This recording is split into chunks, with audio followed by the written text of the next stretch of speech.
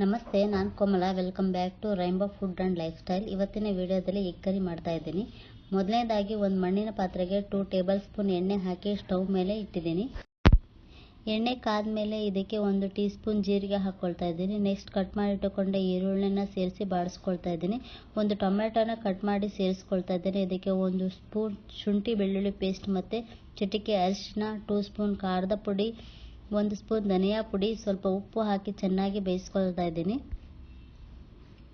ಅರ್ಧ ಗ್ಲಾಸ್ ನೀರು ಸೇರಿಸಿಕೊಳ್ತಾ ಇದ್ದೀನಿ. ನೀರು ಕುದಿ ಬಂದ ಮೇಲೆ 4 ಮೊಟ್ಟೆನ ಒಡೆದು ಹಾಕೊಳ್ತಾ ಇದ್ದೀನಿ. ಇದನ್ನು ನಿಧಾನ ಉರಿಯಲ್ಲಿ ಬೇಯಿಸ್ಕೊಳ್ತಾ ಇದ್ದೀನಿ. ಇದು ಚೆನ್ನಾಗಿ ಬೆಂದು ಎಣ್ಣೆ ಬಿಟ್ಕೊಂಡ ಮೇಲೆ ಇದಕ್ಕೆ ಅರ್ಧ ಗ್ಲಾಸ್ ನೀರು ಸೇರಿಸಿಕೊಳ್ತಾ ಇದ್ದೀನಿ. ನೀರು ಕುದಿ ಬಂದ ಮೇಲೆ 4 ಮೊಟ್ಟೆನ ಒಡೆದು ಹಾಕೊಳ್ತಾ ಇದ್ದೀನಿ. ಇದನ್ನು ನಿಧಾನ ಉರಿಯಲ್ಲಿ ಬೇಯಿಸ್ಕೊಳ್ತಾ ಇದ್ದೀನಿ. ಸ್ವಲ್ಪ ಹೊತ್ತು ನಿಧಾನ ಉರಿಯಲ್ಲಿ ಕುದಿಸಿ ನೀರಿನ ಅಂಶ ಎಲ್ಲ ಬತ್ತಿದ ಮೇಲೆ ಸ್ಟವ್ ಆಫ್ ಮಾಡಿದರೆ ಎಗ್ ಕರಿ ರೆಡಿ ಆಗುತ್ತೆ. ಇವಾಗ ಮೊಟ್ಟೆ ಚೆನ್ನಾಗಿ ಬೆಂದ ಮೇಲೆ ನಿಧಾನವಾಗಿ ಮೊಟ್ಟೆನ ಮೇಲೆ ಕೆಳಗೆ ಮಾಡ್ಕೊಳ್ಬೇಕು.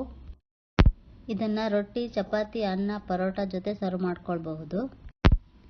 ಇದು ತುಂಬ ರುಚಿಯಾಗಿರುತ್ತೆ. ಕ್ವಿಕ್ಕಾಗಿ, ಈಸಿಯಾಗಿ, ಟೇಸ್ಟಿಯಾಗಿ ಈ ರೆಸಿಪಿನ ಮಾಡ್ಕೊಳ್ಬಹುದು. Thank you for watching.